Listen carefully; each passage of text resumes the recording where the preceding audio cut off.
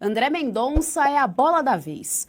Por sorteio, o ministro do STF foi definido como relator do pedido de prorrogação da CPMI do INSS. O próximo passo é, de fato, estender o prazo de trabalho da comissão que investiga o roubo a aposentados e pensionistas. A decisão ainda não foi tomada pelo terrivelmente evangélico, mas o senador Carlos Viana, juntamente com o deputado Alfredo Gaspar, já tem traçado uma estratégia para a condução dos novos trabalhos.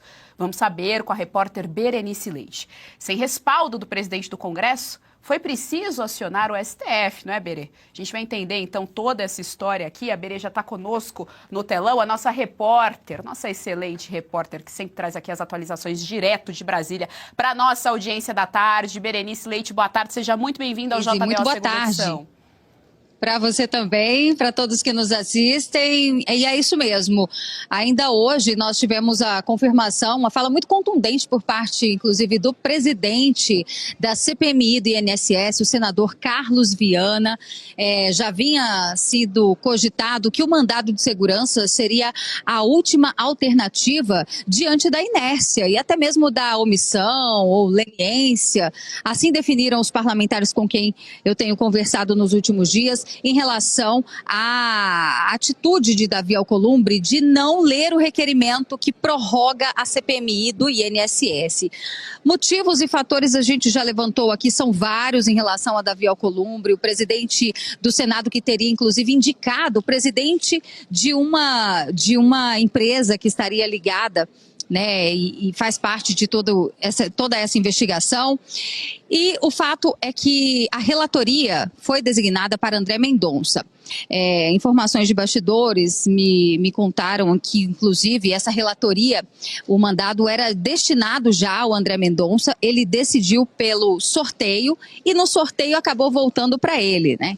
Então, isso aumenta a expectativa, claro, do colegiado, principalmente por parte da oposição, que é quem realmente assinou a CPMI do INSS, diferente da base governista, e é quem está lutando por mais tempo para poder investigar. Afinal, são muitos documentos que chegaram e que ainda precisam ser analisados. Agora, com relação à estratégia, vamos lembrar que faltam apenas 10 dias para que a CPMI seja finalizada, se não houver uma prorrogação, né? Ela está marcada para encerrar no dia 28 de março. Como o ministro André Mendonça ainda não decidiu essa liminar, se de fato ele vai dar a liminar para prorrogar a CPMI, e já existe jurisprudência para isso, enquanto isso não acontece, o colegiado precisa se organizar. Então, teremos mais oitivas daqui até lá, né? Na semana que vem tem oitiva programada e tem também votação de requerimento. Só que o mais importante é a questão do relatório, porque o relatório já está sendo construído. O Alfredo Gaspar, deputado que está à frente, né, conduzindo esse inquérito, essa investigação aqui no parlamento, ele já produziu pelo menos 5.000 páginas, essa é a informação, que o relatório já tem pelo menos 5.000 páginas, e não há expectativa diante do colegiado de que esse requerimento, né, esse relatório seja aprovado. No entanto, eles precisam ter algo em mãos caso a resposta do André Mendonça não chegue em tempo hábil. Eles acreditam, claro, que o Mendonça vai trazer essa resposta, né? Acreditam que será prorrogada, mas precisam estar preparados para qualquer resposta. Vamos acompanhar o trecho e ver o que disse o presidente, o senador Carlos Viana, com relação ao que eles têm planejado para daqui até o final do mês. Vamos ver. E nós estamos mudando a estratégia, já acreditando na possibilidade de uma prorrogação. Se a prorrogação não vier, se o mandado de segurança que impetramos resultar em uma negativa por parte do Supremo Tribunal Federal, do ministro André Mendonça, naturalmente, semana que vem, por força de lei e de prazo, teremos que partir para a leitura do relatório, ainda que parcial, mas do relatório, e a tentativa de aprovação até no final de semana. Pois é, a expectativa é que a resposta do ministro André Mendonça venha logo, inclusive é ele que é o relator também desse processo que investiga a fraude no INSS lá no Supremo Tribunal Federal. E vale lembrar, Geise, que ainda ontem nós tivemos o recolhimento do sigilo, né, de boa parte dos documentos do processo que estavam com a CPMI do INSS. Os policiais federais estiveram aqui ontem e obtiveram todos esses documentos de volta, esses documentos que estavam guardados numa sala chamada Sala Cofre.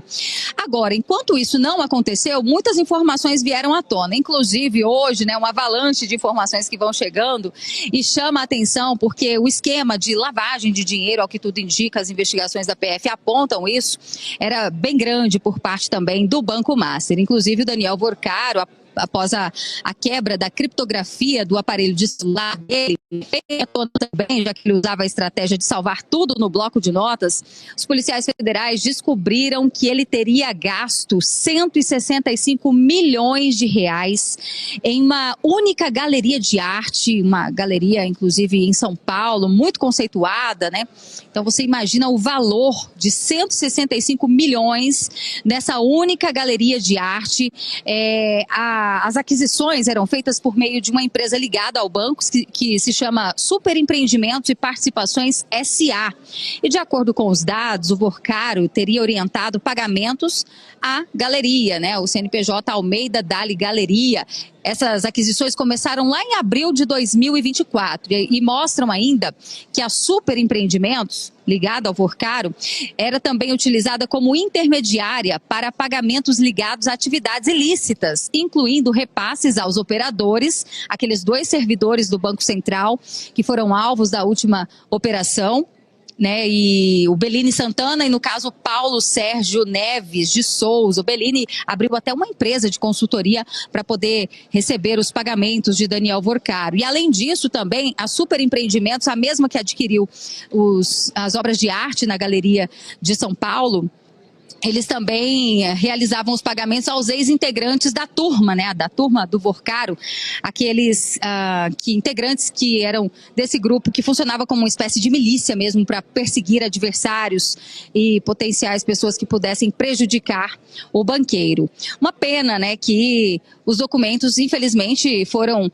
devolvidos para André Mendonça, mas o próprio colegiado entendeu que foi a melhor atitude a se fazer nesse momento, até para preservar o sigilo e as provas, para que lá no futuro elas não venham a ser anuladas, sob a justificativa de que teria, a exemplo daquelas conversas de cunho mais íntimo que vieram à tona, e o próprio ministro Gilmar Mendes deu indícios de que poderia vir a trazer um princípio de nulidade. Então, provas recolhidas, a CPMI do INSS continua nessa corda bamba, sem saber se terá a prorrogação. Mas nas mãos de André Mendonça, a expectativa é que sim, que ele haja com lucidez e dê essa liminar para que tenha a prorrogação da CPMI, viu? Volto com você, Geise. Muito obrigada, Berenice Leite, pelas suas informações aqui no nosso JDO segunda edição. Até a próxima. Claro que para reverberar os principais fatos do dia, nós contamos sempre com um excelente time de analistas políticos. Nós demos até uma piscada estilo Jequiti aqui, então vamos dar boa tarde ao nosso time que já está aqui conosco no telão. Começamos pelas damas, claro. Doutora Kátia Magalhães conosco. Doutora Kátia, boa tarde, seja bem-vinda. Boa tarde, Geise, Serrão, nossos espectadores, sempre aqui em luta pelas nossas liberdades, agora em grau master. Boa, em grau master. Os escândalos vão acontecer no grau da luta pela liberdade, vai se elevando. Conosco também o nosso grande mestre Jorge Serrão. Serrão, seja bem-vindo, boa tarde. Saudações, minhas musas queridas e maravilhosas. Eu já prefiro que a gente faça um jornalismo supremo. Vai ser mais divertido no JDO segunda edição.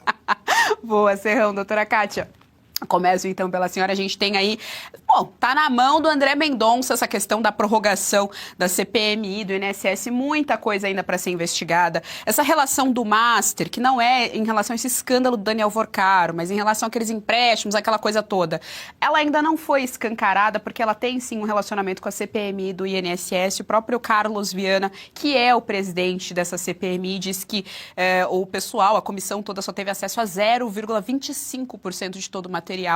A senadora Damares também falou a respeito desse tempo que não está sendo o suficiente para analisar todo o material, ou seja, tem muita poeira ainda embaixo desse tapete. E a decisão agora está na mão do ministro André Mendonça.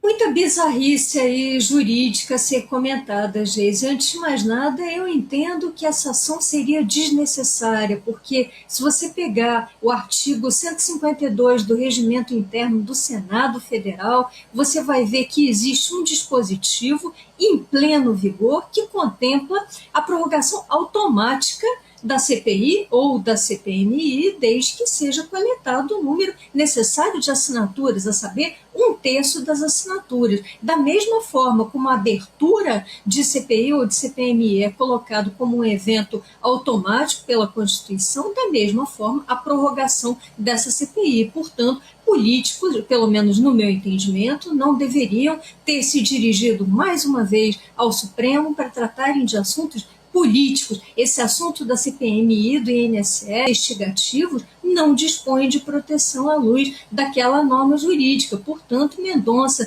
não poderia ter privado os parlamentares de um acesso que nem a própria LGPD priva. Então, parlamentares têm que fazer o seu trabalho, têm que se reunir, têm que deliberar pela prorrogação automática, como dispõe o seu estatuto, e deixar togados de lado. O dia que os nossos políticos voltarem a fazer política dentro da esfera da política, esse excesso de poder, todos esses abusos supremos vão perder a razão de ser, porque os políticos vão estar atuando dentro da sua esfera de poder, dentro da sua esfera de autonomia legislativa, o que, aliás, não acontece há muito tempo. Políticos, está na hora de vocês voltarem a ser políticos e deixarem de mendigar esmolas de togados. Serrão, é impressionante também como esse caso da CPMI e do INSS tem ligação com o Master, mas tem ligação também com todos os poderes, aparentemente. A gente tem aquela questão do irmão do Davi Alcolumbre lá no Amapá, que tem essa relação com a CPMI e do INSS, tem essa relação também promíscua com o Banco Master, ou seja, está todo mundo meio que dormindo, a gente não está vendo movimentação. O Senado realmente parece que ainda está de férias. As atividades que nós estamos vendo do Senado são daquelas agendas bem eleitoreiras em relação, por exemplo, a mulher, aquela coisa toda, aquela coisa da identidade, esse movimento bem woke. Mas as questões sensíveis do nosso país, liberdade e agora a corrupção, completamente em silêncio dentro do Senado. E vai piorar, porque agora, a partir de abril, vai todo mundo só pensar naquilo. A eleição. Esse é o problema. Eleição e reeleição. Dureza. Kátia Magalhães foi perfeita, foi na veia. A classe política tem que tomar vergonha, mas quem tem que ajudar ela a tomar vergonha é o povo, o eleitor. O eleitor tem que dar a dedada, tem que dar uma pressionada nessa turma. Não dá para a coisa ficar como está. CPMI do INSS, ela tem que ser prorrogada. Não tem por que ficar apelando ao tapetão para dizer se pode ou não pode. Claro, créditos que são criados e, no final das contas, você descobre que a maioria dos créditos, até dos empréstimos consignados em folha de pagamento, no fundo, são podres, não valem porcaria nenhuma, mas eles são usados como ativos em negociações financeiras no Brasil da desonestidade. Então tem muita coisa para apurar, tem que apurar autoridades, gente em cargo importante que levava muita grana por fora desse esquema. E é fácil de descobrir isso, é só para olhar para o patrimônio, a evolução patrimonial fora do comum de alguns que ocupam cargos estratégicos, principalmente na área fiscalizatória, que deveria impedir tamanhos escândalos. Então, investigue-se, CPMI continue, e o povo tem que continuar pressionando. É dedada no político, dedada na urna eletrônica e uma dedada espiritual, para ver se eles tomam vergonha na cara também. Aí o Serrão me quebra, né? Olha só. O Banco Master se revelou o banco da família. Esposa de um, cunhada de outro. Tem contrato e serviço de milhões para muita gente. Agora chegou a vez da nora. Boni Bonilha é nora de Jacques Wagner, líder do PT no Senado. O Banco Master pagou ao menos 11 milhões de reais à BK Financeira, empresa de Bonilha, segundo as investigações da Polícia Federal. Empresa essa que teria firmado contratos com o Banco de Vorcaro em 2022. O trabalho? Prospectar operações de crédito consignado para o Master. Já que está tudo em casa, além da ligação com Jacques Wagner, Boni Bonilha é casada com Eduardo Sodré, secretário de Meio Ambiente da família e enteado do senador. Olha, doutora Kátia Magalhães, a gente vai ter que traçar, assim, é quase um casos de família misturado com House of Cards. É uma loucura esse país, mas tá aí. Gostei do nome da moça. Boni Bonilha. Boni Bonilha, então, com esse pagamento aí de 11 milhões de reais. A pergunta é de onde o Master está tirando tanto dinheiro? O que está acontecendo? Nós não falamos nada abaixo da casa do milhão, doutora Kátia. Gente, esse Master era praticamente um INSS de luxo. Ele sustentava ali políticos togados, seus familiares, seus agregados de todo gênero. E chega a ser uma ironia que essa moça aí da foto tenha sido contratada para prospectar a possibilidade de contratação de créditos consignados, quando hoje já é mais que sabido, já é fato notório que o mega escândalo Master começou lá nos consignados. E nos consignados de onde? Exatamente do estado da Bahia de Jacques Wagner, da Bahia do PT. Olha só, não à toa, Jacques Wagner, o Master, sogrão dessa moça. Então, esse Banco Master, era aquela história, sempre cabia mais um dentro do Banco Master, não importava a competência, não importava ao certo o nível de atribuições das pessoas. No Banco Master, o diretor de compliance, que já tinha sido ouvido pela Polícia Federal, reconheceu que não fazia compliance. Um diretor de compliance que não faz compliance, para que serve exatamente? Então, para que serviam essas diretorias, essas consultorias terceirizadas? Para quê?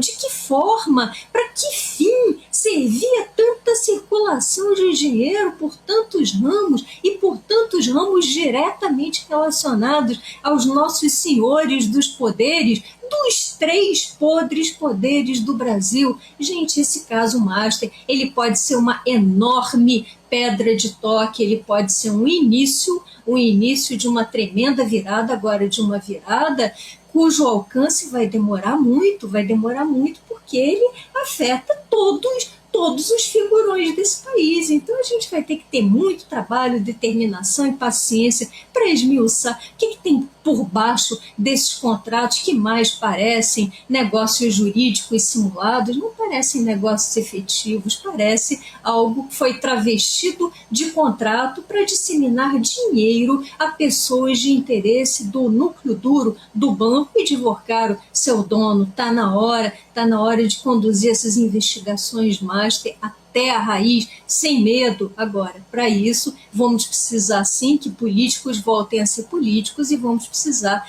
que o povo tome consciência de tudo que está acontecendo e pressione muito essas pessoas que a partir de abril vão bater na sua porta pedindo voto, mas que pelo menos até agora ainda não deram nenhum retorno efetivo. Brasil, acorda de vez.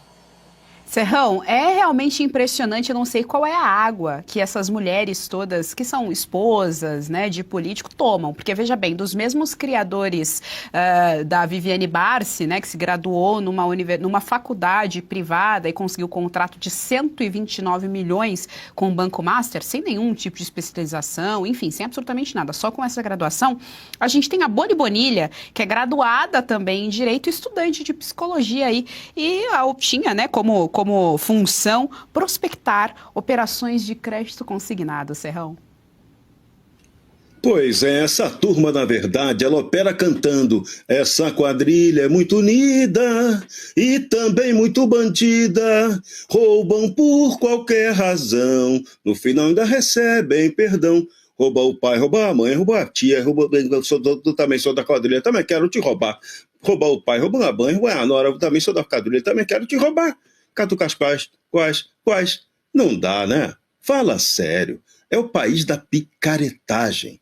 É uma cleptocracia, como diria Gilmar Mendes, muito e cada vez mais bem organizada. E cleptocracia que conta sempre com a proteção, com a segurança, com todo o aparato da máquina estatal brasileira nos 3 poderes, na União, nos estados e nos municípios. O escândalo do INSS foi isso. O escândalo Master bota isso na cara da gente de maneira descarada, e ainda temos outras investigações que apontam que no meio dessa história ainda entra também o componente do narconegócio, que agora começa a ser combatido mais duramente no Brasil, não por vontade do governo federal, não por desejo da turma da perda total, mas porque tem uma intenção de fora para dentro operando. Então, a gente tem a esperança de que uma hora a grande quadrilha seja apanhada, antes que eles continuem nos roubando, que o negócio deles é roubar cada vez mais. Olha só, inspirados aqui pela música do Serrão, a gente tem um comentário muito bom do Marcos Santos. Acharam a Bonnie, falta pegar o Clyde. Então fica aí para a nossa audiência. Olha só, ainda sobre Banco Master, a Justiça do Distrito Federal libera o uso de imóveis públicos como garantia de empréstimos destinados à capitalização do Banco de Brasília. Com a decisão do desembargador Roberval Bellinati, o BRB pretende realizar operações de crédito que podem chegar a 6 bilhões de reais em negociação com o Fundo Garantidor de Créditos e outras instituições financeiras.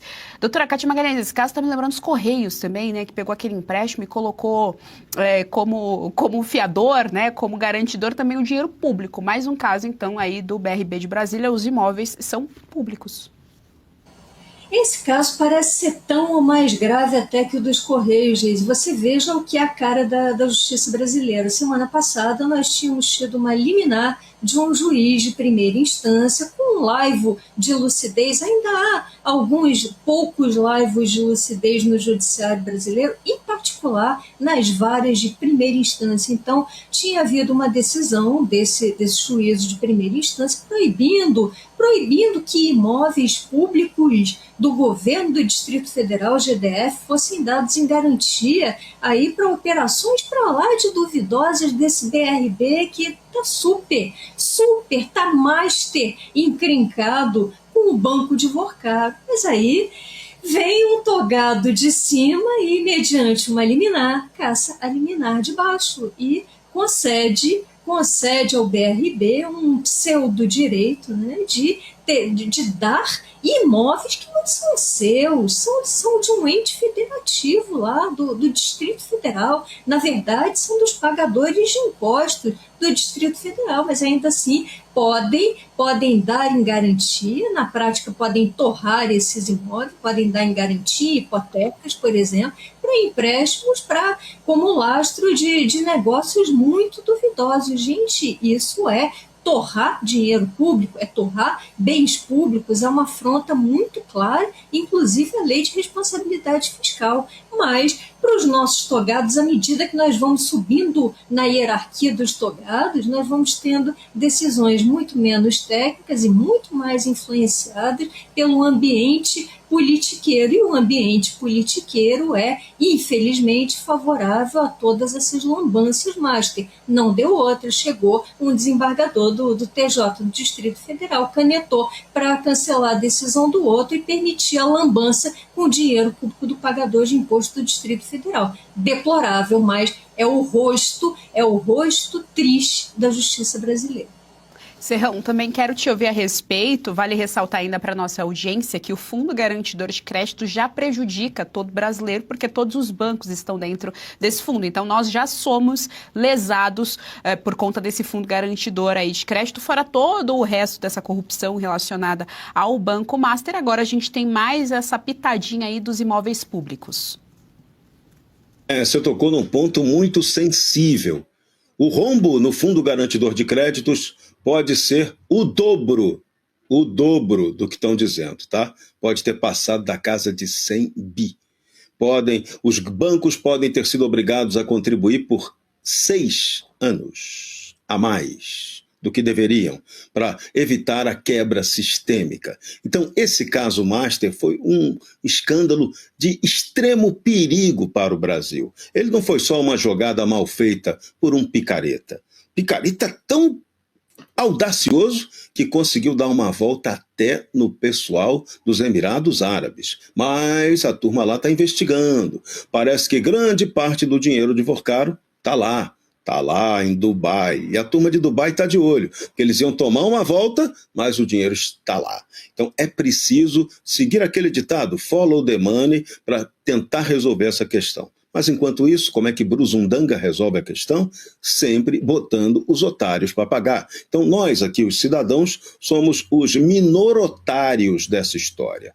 Você que é pensionista, aposentado no Distrito Federal, você que mora lá, cidadão de lá vai responder com o patrimônio. Vão dar uma mordidinha no patrimônio público para compensar a roubalheira. E essa é uma constante maldita no Brasil. É isso que precisa acabar. A gente tem que fazer uma grande reforma, um grande reset desse país e criar mecanismos de fiscalização diretamente do cidadão, da população eleitora sobre tudo que o Estado controla e administra. Tem que mudar esse modelo. Não pode ter o Estado ter a sua própria instância fiscalizadora, que a gente já sabe que ela se corrompe e se corrompe absolutamente. É descarado. Façam um levantamento do patrimônio da turma dos Barnabés que ocupam a cúpula dos órgãos fiscalizadores brasileiros. Vocês vão ficar apavorados, vão ficar enojados no quanto essa turma ganha dinheiro com muita facilidade. E depois ainda tiram onda com a nossa cara. Depois ainda perseguem, processam quem os denuncia. Vagabundos, nota -13 para vocês. Ministro da Defesa de Israel anuncia a morte de chefe da inteligência iraniana. Quem traz as atualizações da guerra no Oriente Médio e o combate ao terror é o correspondente internacional Ivan Kleber. Pela captura de Ismail Khatib, os Estados Unidos ofereceram uma recompensa de $10 milhões. Dinheiro esse que será usado para outro fim. O Ivan Kleber vai contar aqui para a gente, dar os detalhes para a nossa audiência. Ivan Kleber já está aqui no telão. Ivan, seja muito bem-vindo ao JDO segunda edição. Boa tarde. Boa tarde, Geisiane, uma saudação a você e a toda a audiência que nos acompanha na tarde desta quarta-feira. Sim, temos atualizações importantes e Israel, nos últimos 2 dias, realizou essas operações com parceria, né, entre o exército israelense e o Mossad dentro do Irã. Ontem nós tivemos a eliminação do Larijani, que é uma espécie de uma espécie de líder ideológico do regime iraniano, e hoje o Ismail, ministro da inteligência, e se os senhores me perdoam, acredito que não tão inteligente assim, porque ele ficou em uma posição vulnerável. As forças de Israel descobriram onde ele estava e conseguiram praticar a eliminação, que somado ao fato, então, da eliminação do Larijani de ontem, é mais um duro golpe na liderança do regime iraniano, da Guarda Revolucionária do Irã.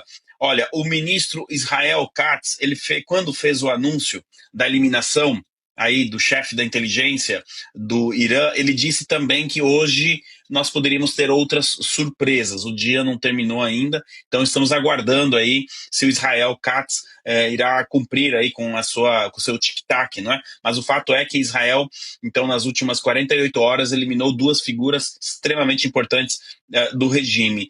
Geisiane, eu gostaria de lembrar a nossa audiência, é importante, não é, a gente trazer esse contexto de quem é o ministro de Israel, ministro da Defesa, Israel Katz, não é, que fez esses anúncios e que vem coordenando essas operações. Talvez o nosso público não se lembre, mas Israel Katz, obviamente que em uma decisão conjunta com o primeiro-ministro de Israel, Benjamin Netanyahu, foi quem declarou Lula persona non grata em Israel.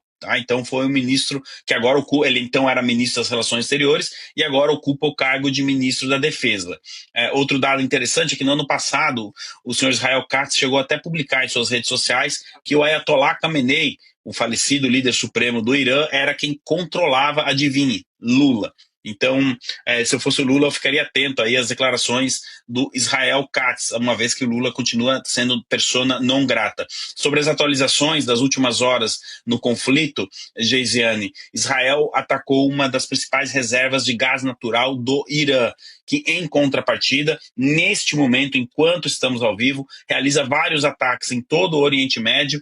Atacou mais cedo coisa de 1 hora e meia atrás, a capital da Arábia Saudita, Riad, entre outros países do Golfo Pérsico. Ou seja, de ontem para hoje tivemos uma escalada no conflito, e essa escalada ela pode aumentar com a proximidade aí do final de semana, uma vez que amanhã termina o Ramadã, que é um período importante para o mundo muçulmano, e tendencialmente nós teremos então, como eu disse aí, um aumento das trocas de hostilidades durante o final de semana. O Irã, que vem perdendo bastante de sua capacidade de responder a esses ataques de Israel e dos Estados Unidos, agora à tarde conseguiram então realizar este, aspas, contra-ataque, se a gente pode colocar assim, contra os países do Golfo. Nesse contexto, também o Israel realiza várias operações dentro do Líbano contra o Hezbollah, que neste momento também, Geisiane, enquanto estamos ao vivo,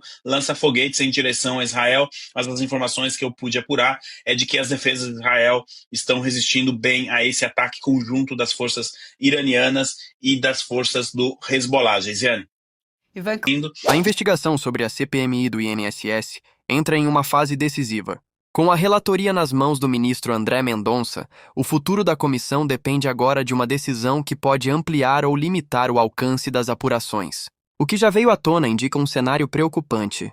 Há indícios de fraudes contra aposentados, movimentações financeiras atípicas e possíveis conexões com estruturas mais amplas dentro do sistema financeiro e político. Mesmo com milhares de páginas já produzidas, parlamentares afirmam que apenas uma pequena parte do material foi analisada. Isso reforça a pressão pela prorrogação da comissão. Ao mesmo tempo, a retirada de documentos sigilosos e as divergências entre os poderes aumentam a tensão institucional em Brasília. O caso levanta dúvidas sobre transparência, fiscalização e responsabilidade. A depender da decisão do Supremo, novas revelações podem surgir e aprofundar ainda mais essa crise. O impacto pode ir além do campo político, atingindo diretamente a confiança nas instituições. Seguiremos acompanhando cada desdobramento desse caso. Obrigado por assistir até aqui. Se você ainda não é inscrito no canal, inscreva-se para acompanhar nossas próximas análises. Ative as notificações para não perder nenhuma atualização. E se este conteúdo foi relevante para você, deixe o seu like.